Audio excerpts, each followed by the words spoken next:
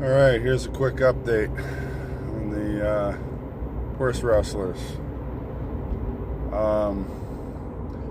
Old guy told me one time when I was a kid, you get up in the morning, you go to bed at night, and if it's a horrible day and you got a sad, tragic tale to tell at the end of it, you had a real day. If you got a real funny story that'll make people laugh when you tell them, by the time you go to bed, you had a good day. If you got nothing to really talk about, you didn't really live. And pretty true words to live by. So, yesterday, got up at the normal time around 6 o'clock, and instead of getting right out of bed, since it was Sunday, I watched Mr. Ed on TV. Not Mr. Ed, Lassie. And ironically, it was about a horse thief that stole Lassie's little boy Jeff's horse. Lassie saved the day, of course. So the day progresses. About 10 o'clock, I'm getting ready to go to bed. Phone rings. My buddy says his horses were stolen. He thinks he knows where they were. So I hook up with them. It was him and his father and me and another guy. They got a horse trail. We drive out towards middle of Pennsylvania. We're like, I don't know, hour and a half from my house in Pennsylvania. So it's kind of far out there. I'm not going to say where. But he knows where the farm is, where the horses are.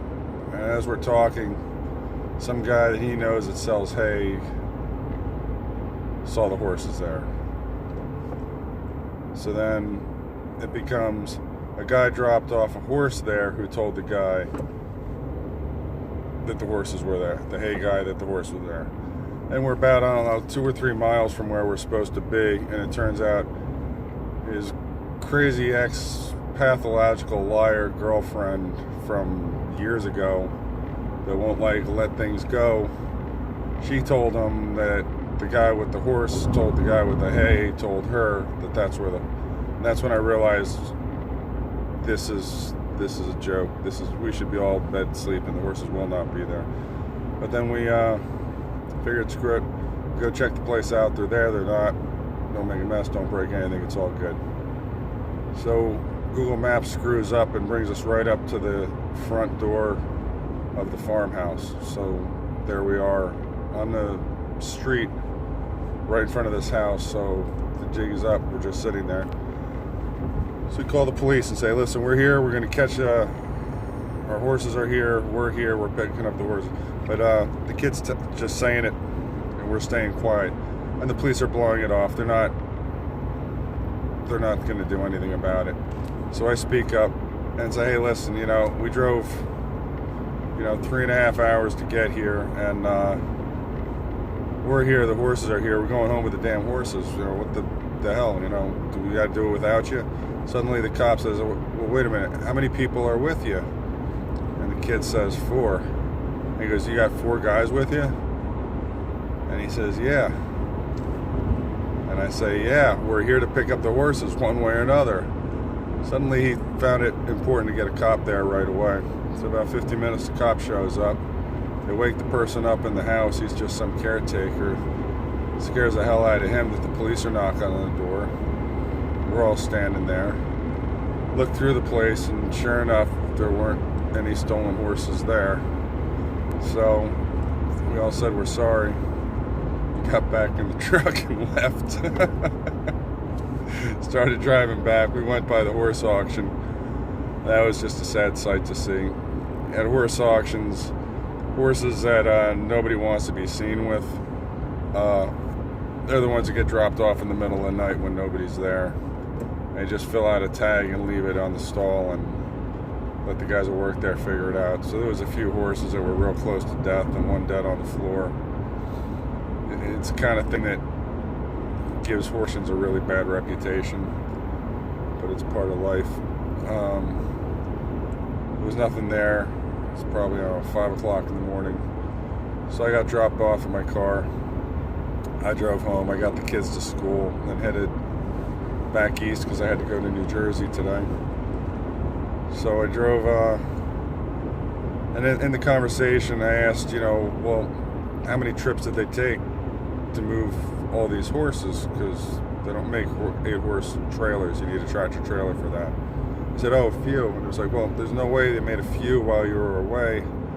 The kid went to an auction, and that's when the girl pulled this stunt. It's like, there's no way she did it all in a couple hours. She's got 6 hours round trip to bring him out to the middle of PA. I was like, who's closer? Who does she know that's closer? He said, well, her dad's right, an hour from the farm. I was like, okay. So I got my car. I drove by. The sun's shining, and I drove by and took pictures of his horses out in her dad's pasture.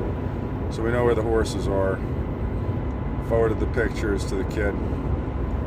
He's using those pictures and basically threatening an investigation by the Attorney General to get the local police to fill out the reports that they should have filled out Friday, so he can take them to the Pennsylvania police, who do not want to fill out any reports until there's at least a report written by the scene of the crime in New Jersey. So once he strong arms them in, I told him how to do it, and you go in, you talk to the desk officer, you say you want the report written out right now. He says, yeah, well, it's not really our job to work. And you say, that's great, give me your supervisor. Supervisor says, yeah, well, like he said, it's not really our job to work. You say, that's fine. You've already done your homework. You already have the head of the Attorney General's office, and you know the guy's name who's in charge of internal affairs investigations. And you say, that's great.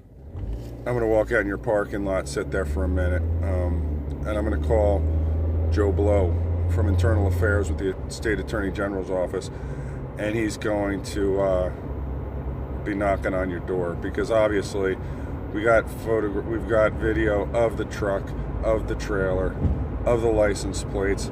We got the guy's face. We know who he is, and you're not doing anything about it. So I'm guessing that you're friends with the guy, and you're covering for him, which is fine. So I'm going to cover my act, and I'm going to have the Attorney General investigate you. So you might want to swing by Walmart on your way home, pick up some antacids, because you're probably going to have some kind of bleeding ulcer by the time the investigation's over. So y'all have a nice day. Chances are the police will fill out the report, as they should, and you walk out of there a happy person. Or you call the Attorney General, and then you go to the county prosecutor and you pull the same stunt on him.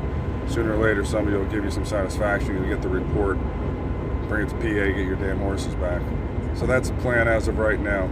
So aside from none of us having any sleep for about 30-some hours at this point, we didn't get a hell of a lot accomplished, except finding the horses, which we probably could have done Friday afternoon, Friday night if I had known. Anyway, that's the update. Hope everybody got a chuckle out of us being a bunch of screw-ups. I'll take